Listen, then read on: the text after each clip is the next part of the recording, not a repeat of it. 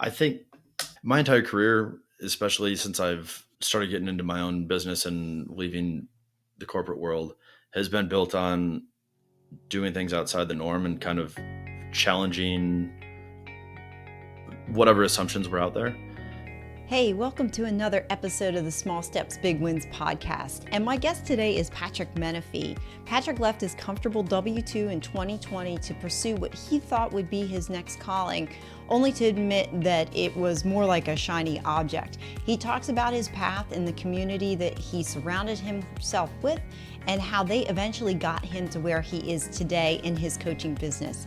We take a deep dive into what coaching is, who it's for, and how to maximize the experience. Make sure you stick around to the end to find out what you can do today that's going to change your tomorrow. So without further ado, my conversation with Patrick Menefee. Enjoy. Hey, Patrick, I'm glad you're here.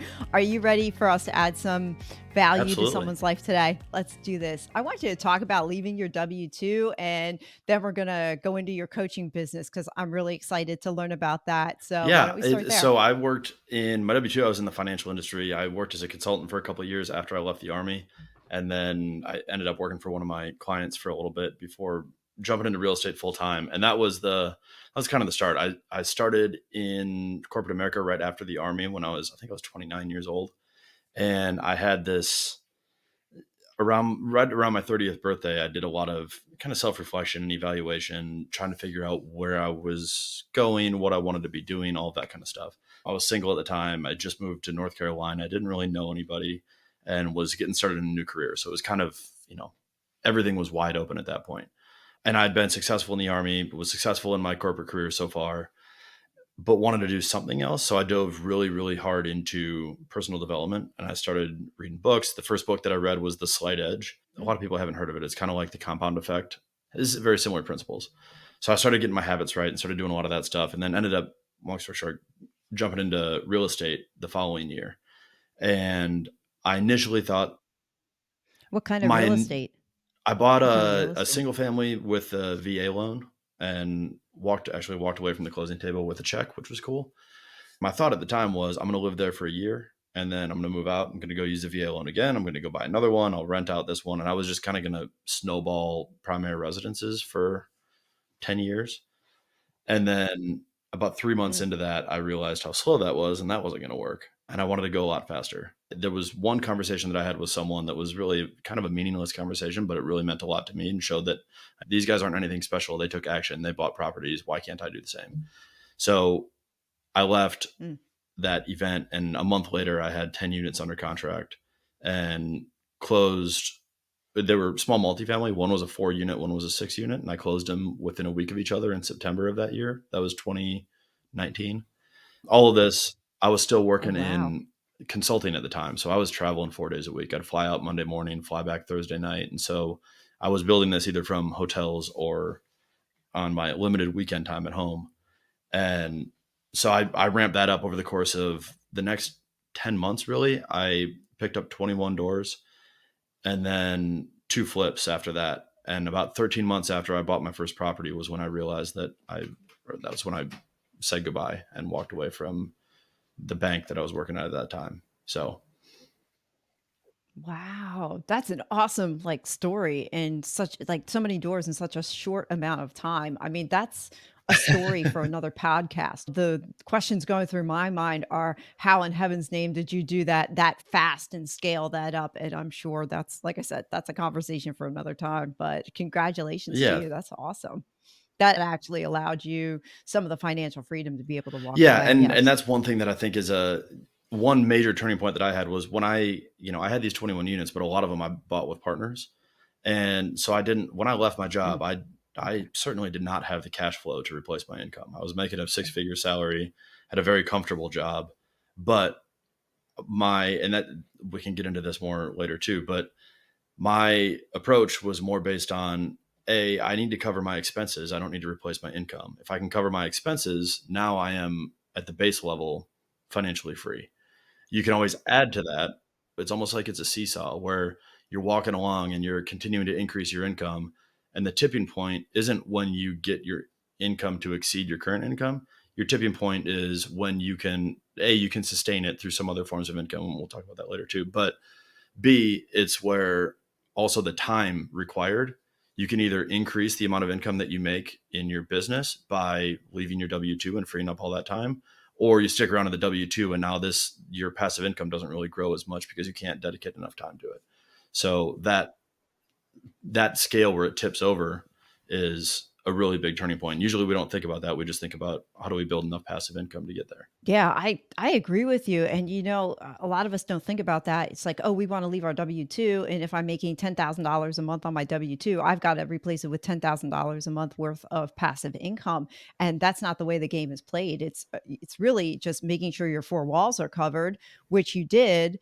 And for most of us, that number should be less than what Yeah. our income is, right? So if it's not, then that's a whole other ballpark. That's a whole Yeah. other issue there. But for most of us, if that 10,000 is coming in and you only need 4,000 to live, and you've got this extra 6,000 to invest, then you're right. There's a time trade-off. If you're working a 40-hour week and you're trying to build something up, it's going to go a lot slower. So it might actually be better to cover your expenses like you said you did, and then ramp up going after your passion. So you've had your W-2, you were leaving your W-2. Yeah, continue the story. A lot of unknown. I was very excited when I left, but since I didn't have the income well, even then I didn't have the passive income to fully replace even my expenses.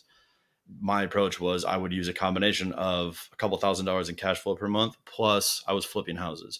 So I knew that my criteria ultimately came down to I had an active source of income to make up that gap. And then I had a reserve account that was basically my runway that I would fill that up for 9 months.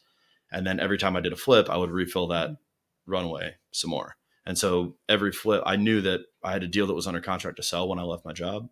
So that was where I kept going. My focus was then on, rather than creating cash flow every single month, my focus was, I think my gap was around $3,000 to $4,000 a month.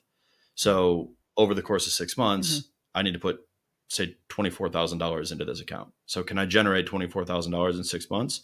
I do a flip that nets $30,000. Perfect. That covers it and gives me some extra money to invest. Yeah. So that became my focus for the first probably a little over a year, was just generating flipping income and doing flips as much as I could. And then after that, I decided my business and entrepreneurial side kicked in. I was like, you know what? I can make this passive. I can make flipping. Like, I'm doing a good enough job flipping these properties and I've got a good team now.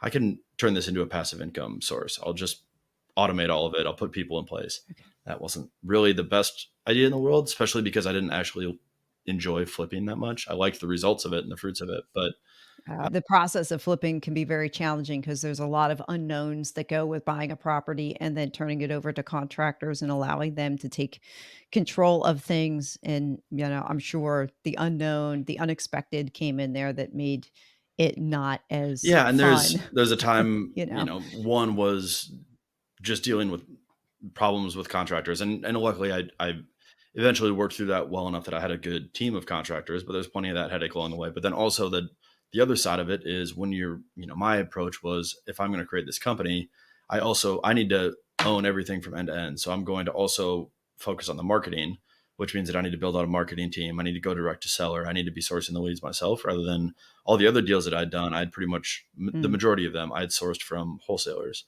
And so if I could do all of that again, I wouldn't bother with the marketing, because what the irony of all of it, and there's plenty of lessons in here, but when I just flipped houses and focused on making income from flipping houses, I made really good money. When I focused on making a house flipping business, I didn't flip any houses because all of our focus was on Mm. marketing, and I tried to force the wrong system with the wrong people, and it didn't work. And so we ended up getting 2 deals in the course of 4 or 5 months, and it cost a ton of money to keep the overhead going and to pay the team. And I didn't make any money as a result. So to go back to your question of what's been the last couple of years since then, I quit in October 2020. I flipped, basically just doing my own flips that I found from other people through all of 2021 for the most part. And then I started hiring people beginning of last year, Mhm. really built out the team and went all in on building the company. And then ended up a year ago in either May or June of last year, 2022, I shut that down and tried to figure out a different direction. And Mhm. that, Good yeah, it ended up timing, being actually. really good timing. Good. And that was, since then, I ended up buying a Yeah. business. And then more recently, put my primary focus into coaching, like you mentioned.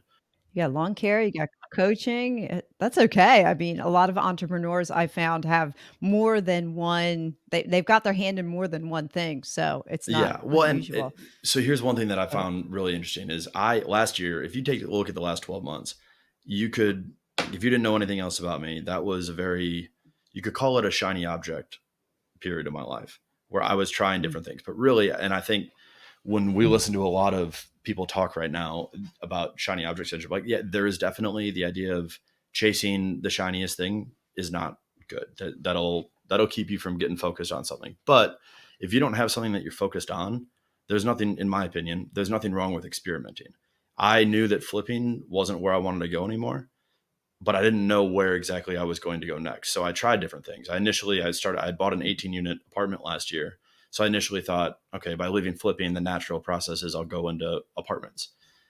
Then started going that route, realized I mhm. didn't want to do that. Then I found, no, What you're good. about I'm sorry, I mean to interrupt you. What about the apartments that caused you to realize that that wasn't for you? Part of it What was was your the timing realization? of the market. That was last summer, summer 2022. So as Mm, rates were rising, it was a tougher environment. okay. And then part of it was I was just kind of burnt out on real estate.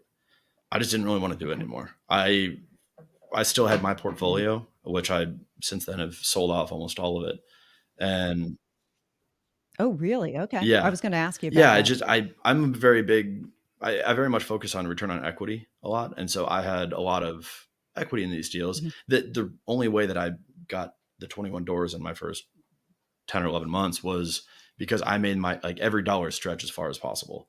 But a lot of times, like, what I realized Mhm. afterwards was we always focus on the cash when we put it in, and we want to have a really good, really strong cash on cash return, but we don't treat equity the same way. And Mhm. so we have equity that can be converted into Mhm. cash. Just for just for anybody listening, could you quick explain what you Yeah. mean by So the equity? difference between what your property is worth and what you owe. And so the equity is, and Thank then you you. can increase that through forced depreciation by doing renovations, increasing the value, stuff like that. And then it also grows through the market. So I had both in some of these properties where my cash on cash return, the return on the cash flow that I got every month compared to the cash that I put into the deals, was astronomical because Mhm. I didn't put a lot of money in. But when you compare that to the amount of equity that I Mm. had in the deal, I went from, 20, in some cases 50+% cash on cash return simply because I didn't put much money in at all, to I had like a 5 or 6% return on my equity. So in my mind, if you can take that 5 or 6% and reinvest that and get another 15-20%, you can, like, you're losing a lot of money if you don't reinvest the equity. So Mhm. Right, that makes sense. that's why I sold a bunch of it, was a combination of that. I had equity that wasn't getting put to use, and it ties into that with the why I didn't go into multifamily too, because I was just kind of tired of real estate overall. Yeah, thank you for sharing that because there's people out there listening. It's like, oh, real estate is the way to go, but real estate isn't for everybody, or certain aspects of real estate isn't for everybody. If you're not cut out to be a multifamily investor, then that's okay.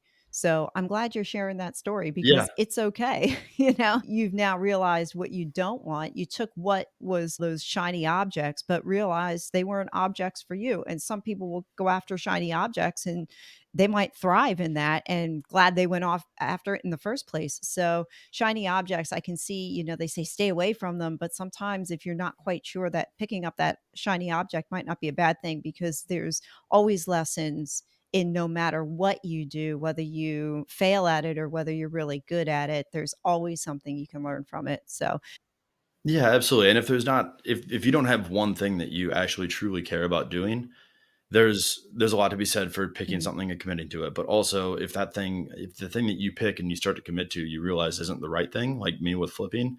Part of the reason that I almost didn't mhm, leave the flipping business that I knew wasn't going well, and was really putting me in a bad spot, was because I the idea of leaving that business meant that I was quitting. And that was a really big hurdle to get past. Like, I was quitting mhm, on the team that I had hired. I was quitting on myself because I had made commitments. And also, I can't be the guy that has shiny object syndrome. I can't go chase a bunch of other stuff. Like I said, I'm going to do this. I got to pick this.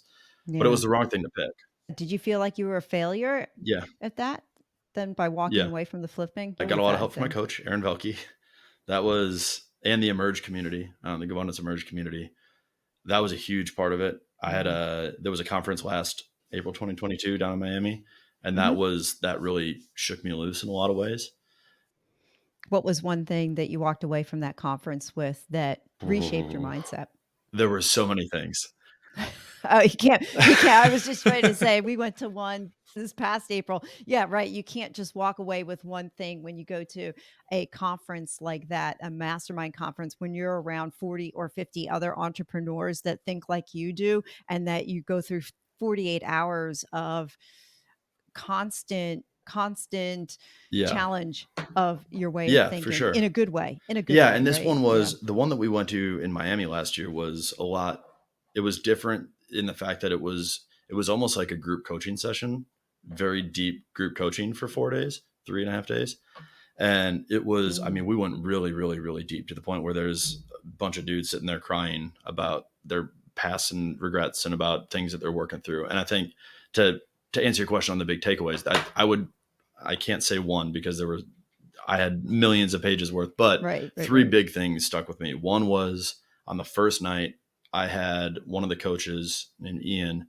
He came up to me and said, I was asking a question about impact and about something with my flipping company because I hadn't made the decision to stop it yet. And he just looks at me out of the blue. I'd never Mm. met the guy before in person in my life. I've been on 1 or 2 calls with him. And he just looks at me and he's like, what the F are you doing flipping houses? How is that helping anybody?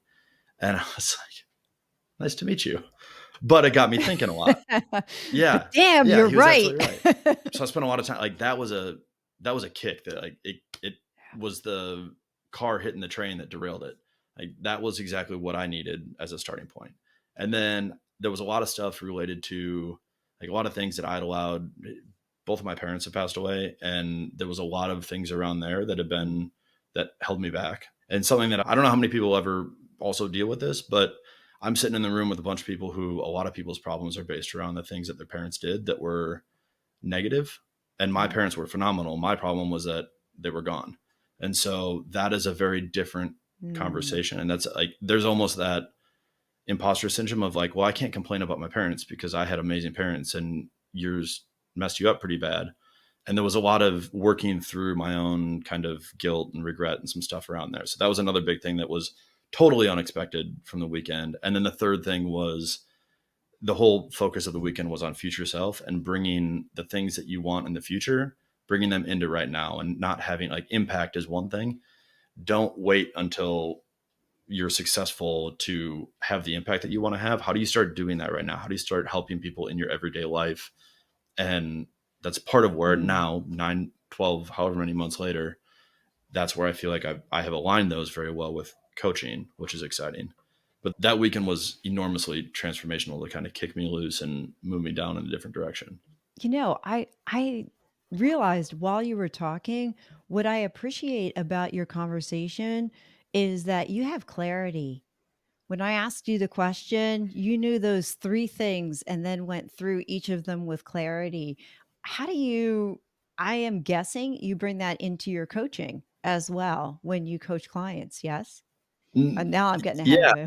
you. It's but I just wanted to capture that a moment because I've just noticed that I asked you a question and you just exactly go right to it and, you don't beat around the bush to find the answer. So, let's continue. So so you went to this mastermind last year, got blown away, realized flipping is not your wheelhouse. That was okay. So what happened next in life? So obviously you're starting to slow down the flipping business. When did coaching come into play for you and how did you know that was your path? That it came into play actually because I was sharing on social media about I started coaching with the guys that were leading that event, Aaron and Ian. And so I was sharing a lot on social media about the coaching that I was receiving and the benefit of it and the power of it. And I had a guy that I had sold a deal to. He reached out to me and asked if I was coaching. And I said, no, I was just talking about some of the guys that are helping me out. And he's like, well, would you coach me? I was like, Sure. I don't know what that means, but sure. So we kind of I started. Nothing like ready, fire, aim, And huh? that we just kinda, I didn't have any type of very clear picture of where I was going with him, but he had a similar background. He was a fellow veteran. He was working in the financial industry. He was starting in real estate. Like, he was basically me 2 years prior. So I started taking him down a lot of the lessons that I learned and helping him kinda think about the decision points and think about things in a different way. And so as I started doing that, that was probably July of last year. And I didn't I didn't really ever think about making it much deeper of a thing. I went through a lot of, I continued looking for what I wanted to do between multifamily, buying the lawn care company, thinking I was going to do even more business acquisition at the time. And I just honestly, at the end of last year, beginning of this year, usually you go into the new year and you're rejuvenated and excited about your goals for the year. And I was just lost. I had no idea what I wanted to be doing. I was very frustrated. I was frustrated with the lawn care company. I was frustrated with, the multifamily deal that I had. We had 8 different, it was an 18 unit property. We had within 2 months, 8 different HVAC units go out. I had another Wow. property that's the worst deal I've ever done that I couldn't get sold. I just had all of this stuff that was weighing on me, and I didn't enjoy anything that I was doing.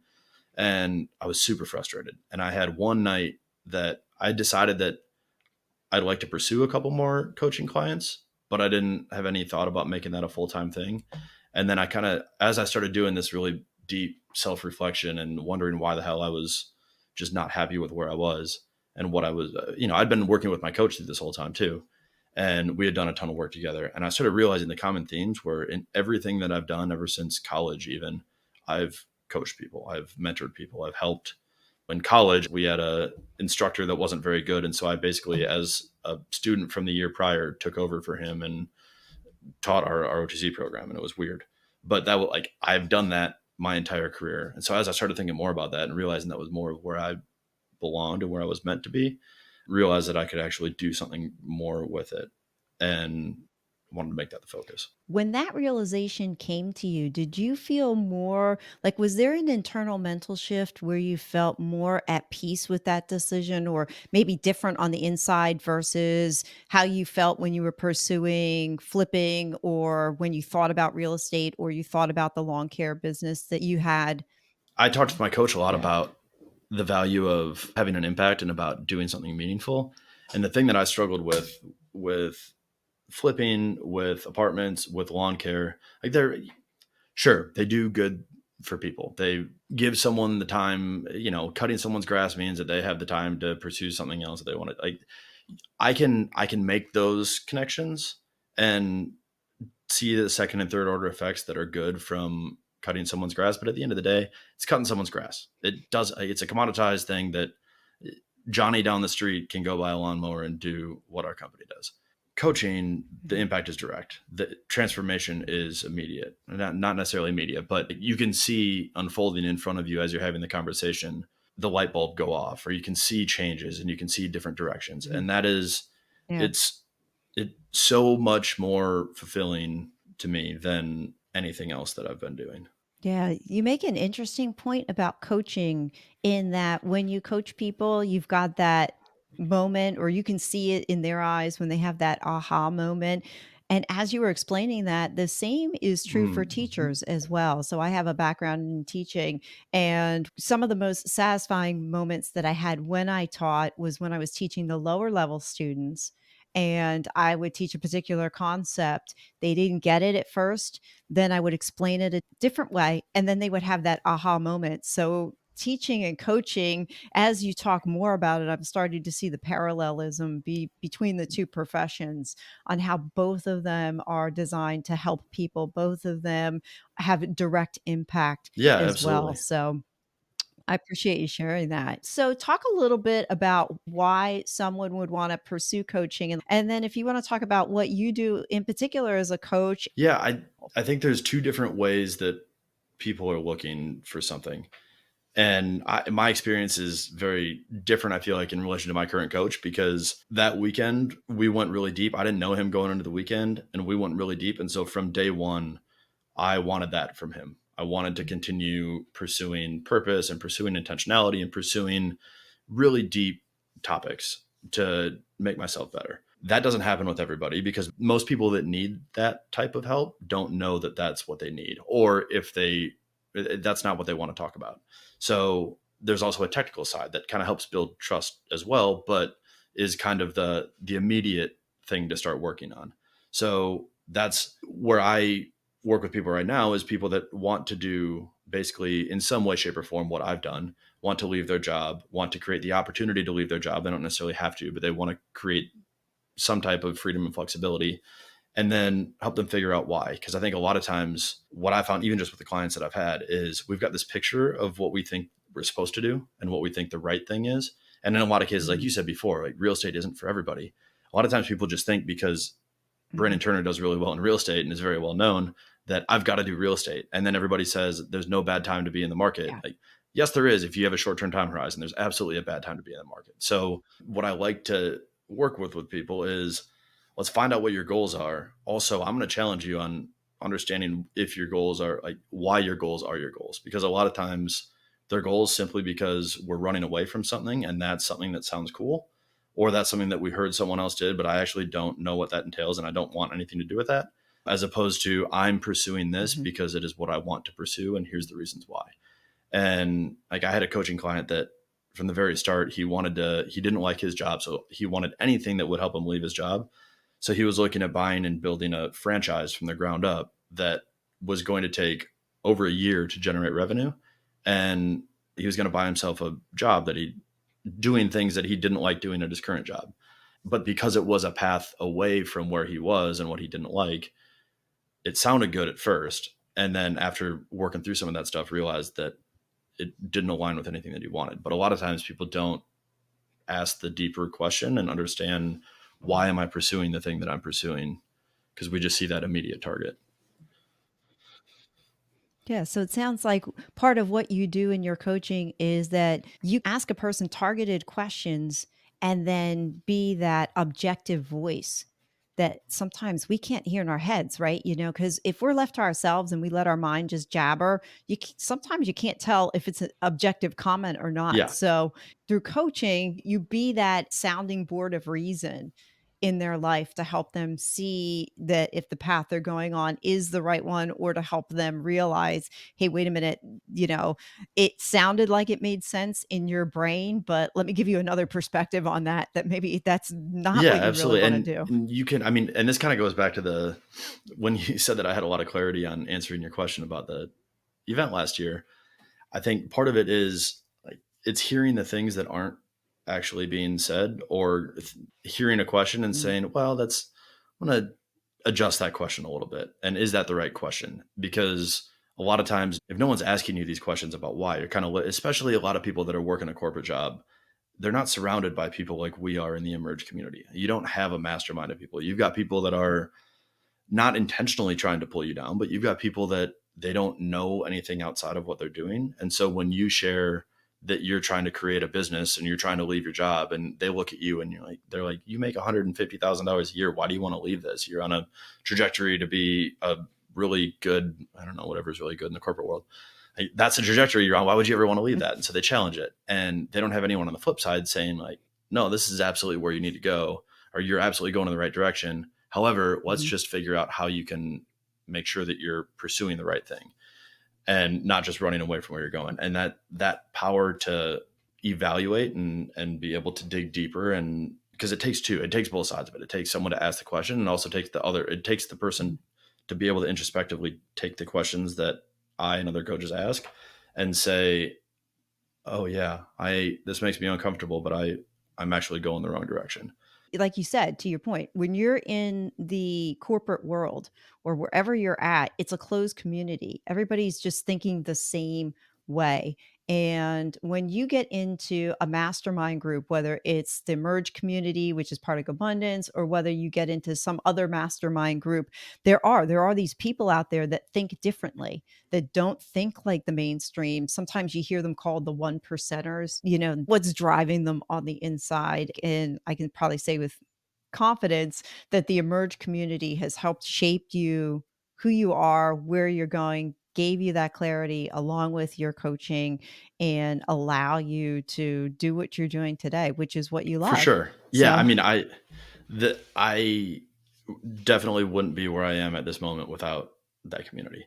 The coaches that I have, the yeah. people that I've learned the most from, the relationships that have been the most valuable have all come from that community. Aside from my wife, that's a pretty important Yeah. relationship that didn't come from that community, but that's Well, that's okay. but that's it. What's interesting from talking now, because I've been so immersed in this and being around people that are like-minded for the past couple of years, that it's hard to remember what it was like before then. But now talking to some of my Mm, clients that are on mhm, the starting point of this and they're trying to break through, what I've also kind of learned is that people will put unnecessary strain and pressure on existing relationships like family or other people when, like, if I don't have anyone mhm, else in my community besides my immediate family and they don't like what I do or they don't understand what I do, like, now all of a sudden that relationship, I need them to understand what I do because I need them to understand me. And if they don't understand me, then like there's a disconnect there mm, because I need someone to understand me and I don't have anybody else. But if you've got that community, yeah. it can fill that void. Do you help your clients work through that and as they're walking through that, like if they encounter that situation where their spouse or their family, immediate family members think they're sabotaging their path or going down this wrong road, why would you want to quit your job? Do you help them walk through Yeah, that I mean, as I well? certainly don't get into marriage counseling or anything like that. I'm not qualified for that. But Right, right, yeah, I right, think I right. the short answer is yes. But yeah, it's ultimately it's through gaining confidence and clarity in where you're going.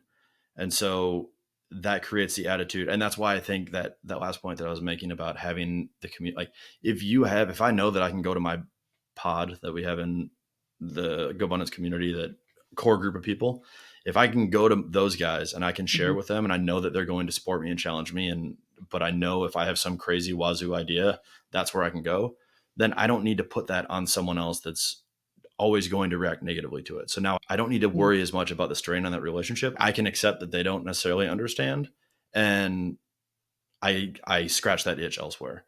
But if you don't have that elsewhere, and that's what I end mhm, up talking to them a lot about, is get other people around you that can help you and support you through that. You no longer have to look for that from your family or from whoever it is that's pushing back on you. And then also you can just show them, gain the confidence, clarity in where you're going, show them the work that you're doing. Eventually they'll more than likely they'll take you seriously. But a lot of times mhm. it's just because it's new and they haven't seen it proven out yet. So don't bother verbally sparring, just show them. You bring up some good points too. It's put the reps in, start getting some wins in there, and then surround yourself with people that can actually help walk you through. Don't surround yourself with the people Yeah. that are negative. Yeah. It's really helpful when you have people around you that believe in what you're doing. I think my entire career, especially since I've started getting into my own business and leaving the corporate world, has been built on doing things outside the norm and kind of challenging whatever assumptions were out there. And so, like we talked about before, with the approach to leaving and not having to think about replacing my income, but replacing expenses, and not thinking about all of it having to be passive, but a combination of passive and active. I think what that's led me to personally is there is no singular right answer. And we saw this in Austin last month. There were four Mhm. wildly successful people that were on stage in front of us, and they all contradicted each other at some point. And that is evidence that there's no singular right way to go about being successful. It's all dependent on the person. And so I think that is the benefit and some of the value that I bring that is a little bit different is it's really digging into that. It's digging into the how is this right for you? What is it about it that's right for you versus sure this made, again going back to real estate. Like real estate made a ton of people a lot of money.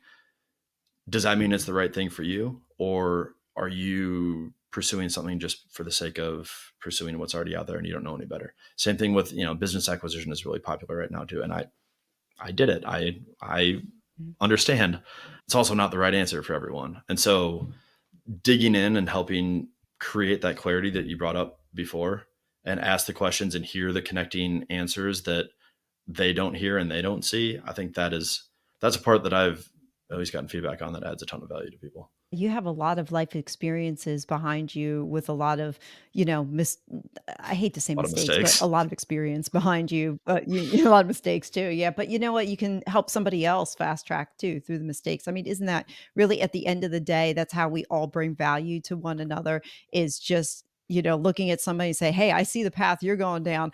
I screwed up that path. Let me tell you Yeah. what not to do. And that's the value of community as well, that you have that knowledge that you can impart on somebody, and you had the financial background, you've bought a business, you have that business now, you created a coaching business, you knew real estate wasn't right for you. So you have a lot to offer a client when they come to you because you have all these experiences that you bring into it. And I think if anybody is listening and they fall into any of those buckets, you could be very relatable to them as a coach. Talk a little bit about your actual coaching, what somebody considering you for coach. Yeah, What would we come next? I start with just anywhere between 30 and 60-minute call to just kind of see if it's a fit and figure out where you're going. And a lot of times just starting in that first call is kind of breaking some assumptions and breaking some molds and asking different questions. And so really the goal of that is just kind of see where the person is at, where they're trying to go, and if it makes sense for them to get help along that way, and if it's a good fit for the two of us. And then if that's the case, we jump into primarily week by week for either 3 or 6 months at a time. And And if anybody's considering, they can go to your yes, website, right, and patrickmenifee.com. check out some more information. PatrickMenifee.com. I'll have those in the notes below. Thank you. Just, yeah, sure. And it will also be on my website as well. So when people go to my guest page on my website and they click on it and they find your name and then they hover over and click on it'll take them right to your website. So just another way to find you. So, anything else you want to share about coaching that you would like to share? I think one thing that we need to keep in mind that if you're not the right coach for somebody, they can find somebody else, but that coaching doesn't all fall under one bucket. Yeah, I for guess sure. that And was my there's point. there's some that's very technical. There's some that's very oriented on specific, like I'm going to teach you the nuts Mhm. and bolts of this business. There, like you said, there's a million different ways. The other thing that you said a few Right. minutes ago that is something that ultimately changed my life a couple of years ago was I'm a hard-headed person that usually learns through my own failures and mistakes. And I usually do a pretty damn good job of I learn from them and I don't make the same mistakes again.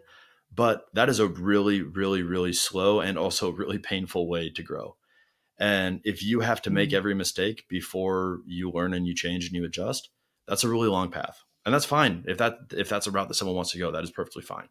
That's the path that I was going down. But I realized back in 2021, I think it was, after a while, I was like, look, I can't. I make plenty of mistakes. I'm getting really good at making mistakes and learning from them. Also, I want to start learning faster, and I want to start learning from other people that have made it past where I am. And that was when I hired my first coach, and it wasn't the best fit in the world just based on he was a lot more technical and sales related, and I didn't need something specifically sales related at the moment. But that got Mm. me in the habit and got me into it, and that the community, something like GoBundance, like we're talking about, and Emerge, finding and if you look at some of the most successful people, they've got coaches in a variety of different areas, and there's just so much benefit that comes from having someone. So, like you said, I would obviously love to work with people. Also, at the same time, I don't care. At the end of the day, go work with someone that is going to be a good fit for you, because the power that can come from gaining someone else's perspective. And if you think about like, if you get a coach like my coach who has 18 clients right now, plus he does retreats and he's been doing this for 9 years, that is not only does he have the experience of the businesses that he's built, he's got the experiences of all the clients that he's helped through all the problems that they've had. So you go from Right. having this very Yeah. narrow bit of knowledge that's based on the fact that you tried and failed something. And now you take someone that's got their own experiences and failures plus 40 other people that they can pour all of that into you based on your experience. And it accelerated my life significantly. And I can say without a doubt that I wouldn't be in the position that I am with the satisfaction that I have in my career and in my life if it hadn't been for working every single week with a coach for the past year. So Well, thanks for sharing that. I actually want to just highlight what you were saying that, it's okay to move on if it's not a good fit for you. Because if you have a coach that's not a good fit, moving on is actually good for you and for for sure. them. Because if you're not getting that benefit, it's not going to accelerate your growth the way that you want to. So I think that's good to bring that up because I think people could struggle with failure or saying to themselves, "Oh, well, I hired this coach and, I've got Yeah. to make this Yeah. work." And You know? that's a really good reminder and perspective too, that just because it comes from a coach doesn't mean it's what you should be doing. That coaches, and you can replace coaching with any name. There, I mean, a personal trainer is a coach. There's also a mentor, a counselor, a therapist. Like they're all different forms of coach. And coach, right now, I don't even love using the word a lot of times because it gets a kind of a bad rap because there's so many gurus that jump in and they take money from people and don't really help.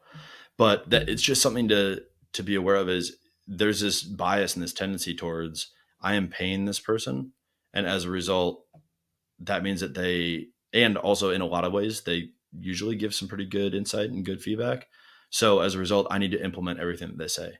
In some cases, if it's not the best fit for you and if it doesn't feel right, like there's, when you get in that space, there's definitely that challenge of like, okay, I am being challenged. And so there's sometimes it's the question of, is this just me resisting it because I'm uncomfortable doing the thing that they're pushing me to do? Or am I uncomfortable with this because it's the wrong thing? And so you've got to, like, a coach isn't Mhm. a teacher. It's not like a math teacher where there is one answer to the question and they're helping you figure out how to find that one answer. There is no singular answer. They're trying to help Yeah, you broaden and you're ask the right. right questions ultimately. So I'm smiling and laughing because I was a math teacher.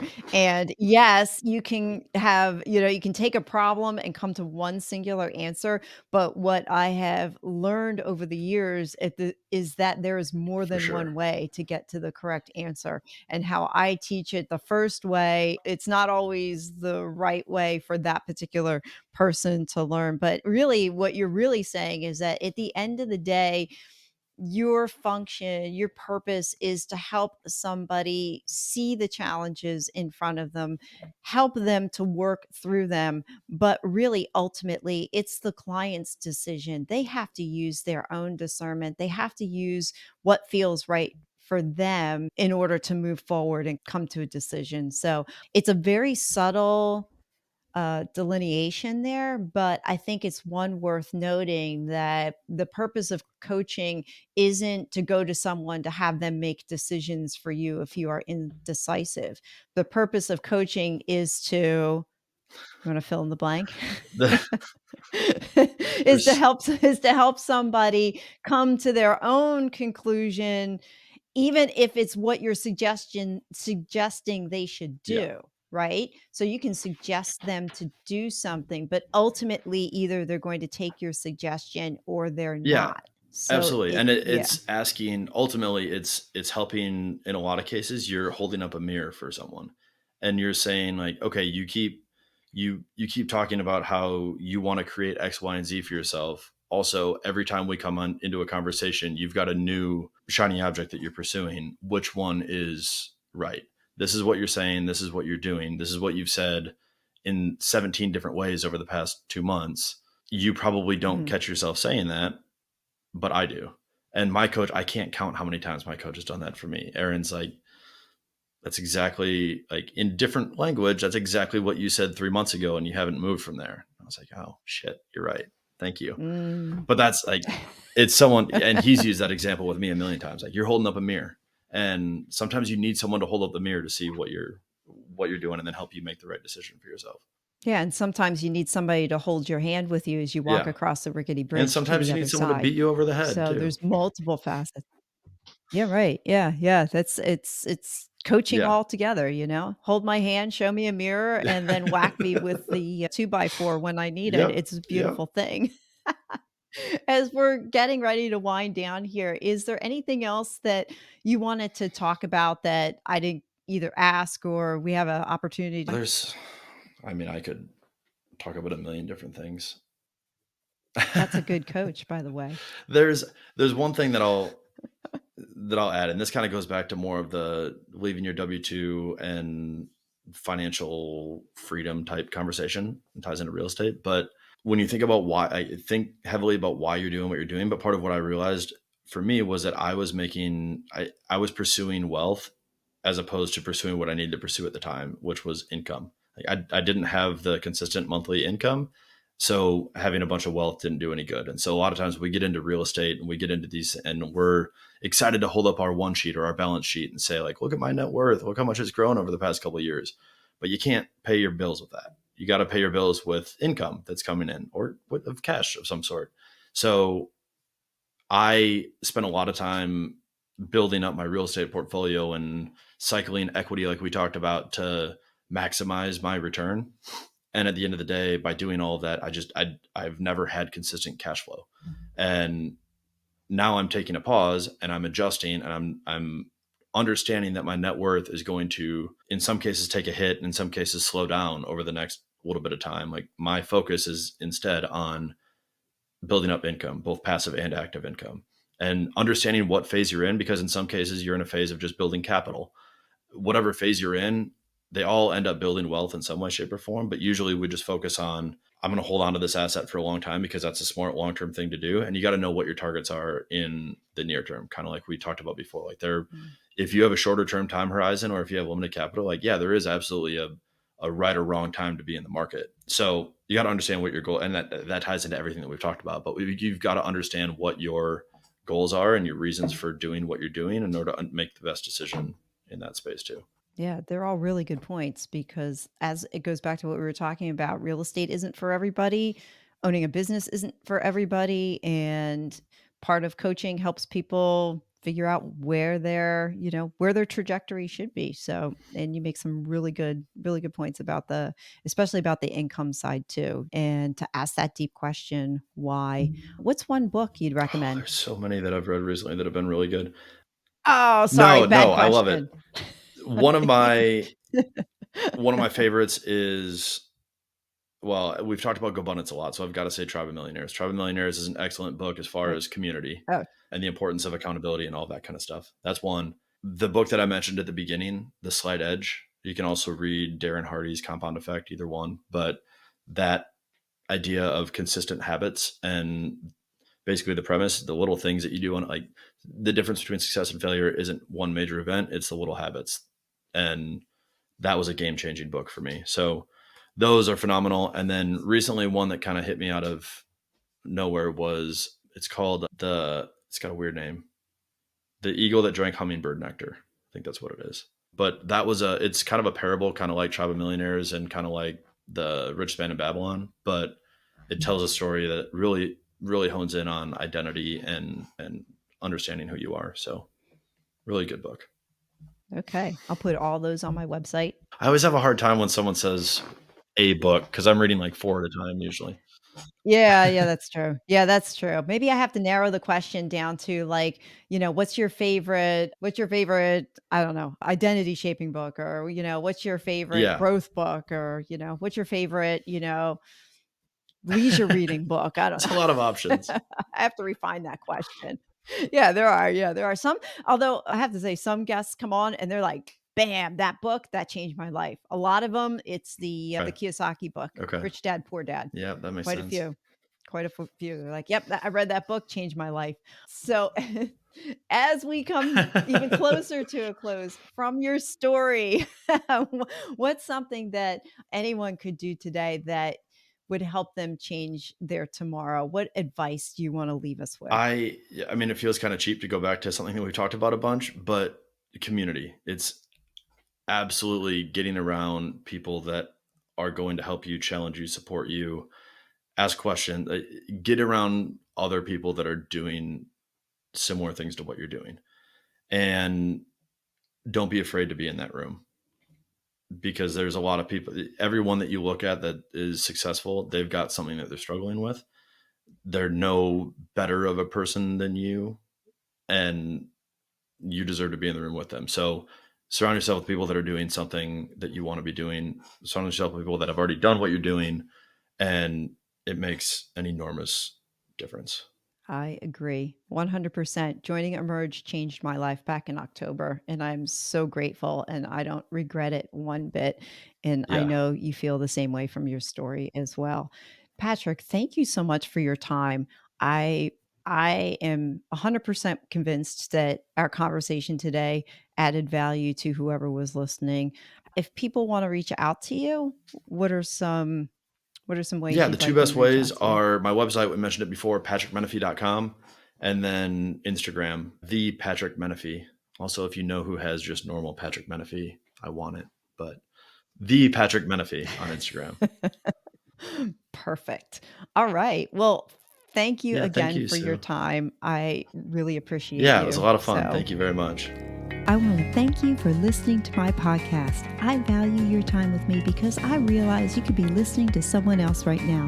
If you got any value or think someone else can benefit from what you heard, please spread the word, hit subscribe, and check out my website at www.suesaller.com.